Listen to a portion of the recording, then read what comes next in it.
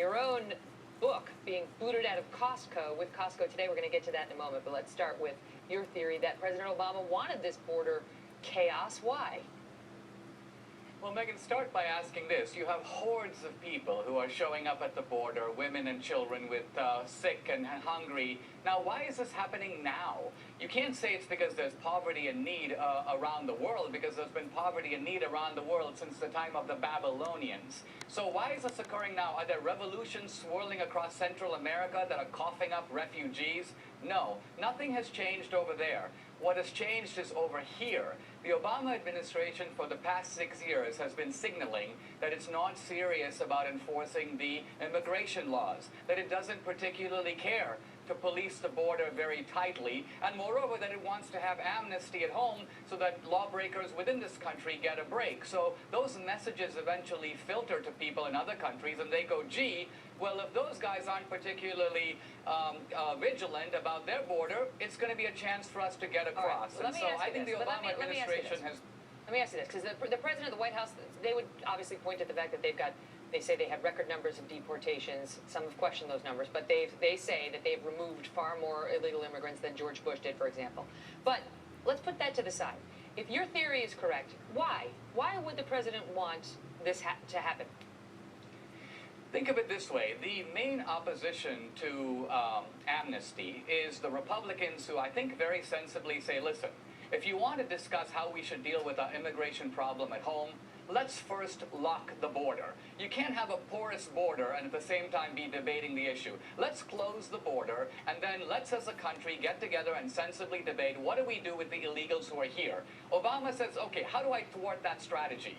Now, one of the lessons of Obama's political mentor, this is the radical activist Saul Alinsky, was that, look, the American middle class is fundamentally innocent and decent, and you can always exploit the natural goodness of the American middle class for political ends. So if you produce women and children sick, starving, in desperate need at the border, it's very difficult for the ordinary American goodwill to say, turn those people back. Sorry, we're not going to help you out. So just by preying on the goodness of the American people, Obama's able to force the hand of on the immigration issue and put the Republicans on the defensive and say, listen, either you give me amnesty, or I'm just going to let these people start coming across the border, and there's nothing you can do about it. I know in America, your film, you speak to the relationship that that President Obama may have had with Saul Alinsky, his ideas, and you have sort of a voiceover of a character that would be Saul Alinsky. Let's show a little bit of that. This becomes a contest of power. Now, power has always gone into two areas, those who have money and those who have people. We have nothing but people. One thing I've come to realize is that any positive action for radical social change will have to be focused on the white middle class. For the simple reason that this is where the real power lies. Do I make myself clear? That's the actual Saul Alinsky. What is that showing us?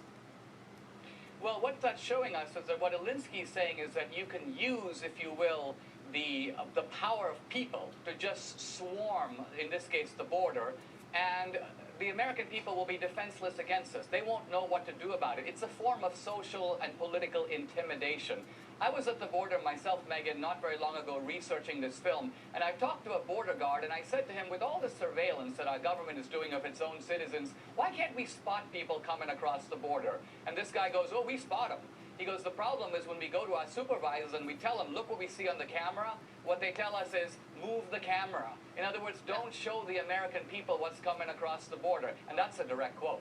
All right, I want to ask you about your big meeting with Costco, because Costco booted DINESH's, he's got this big movie, America, out, and he's also got a book of the same name, and they took the book in early June, a month before the movie came out. They say they kicked the book out, they cut the orders, got rid of the book, because they say it had lackluster sales. They didn't know you were having a movie coming out that would boost the sales. It had nothing to do with ideology. You had a meeting with them today. What happened? Well, I met with the CEO of Costco, Craig Jelinek, and also the number 2 guy, and it was a very eye-opening meeting. I think they sort of expected me to come in the Jesse Jackson style, with a whole bunch of demands. I may be well-dressed, but I'm still oppressed, that kind of thing. Please give me this, please give me that. What I said to them at the outset is, what I want from you is absolutely nothing. and they were a little bit surprised at that. Then they said, well, Dinesh, you're to blame because you're actually making Costco look bad.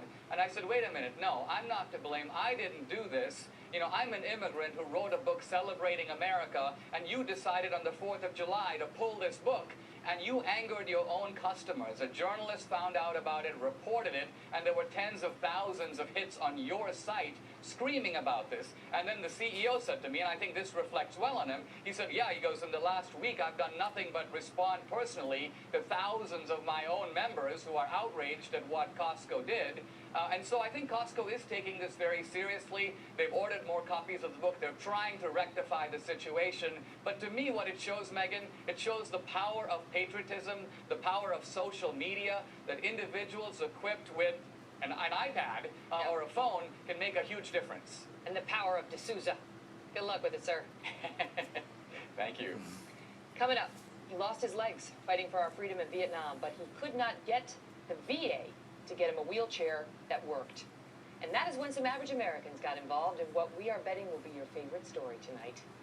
Plus, Congress tomorrow will vote on a bill designed to override every state law in the country aimed at regulating abortion. The former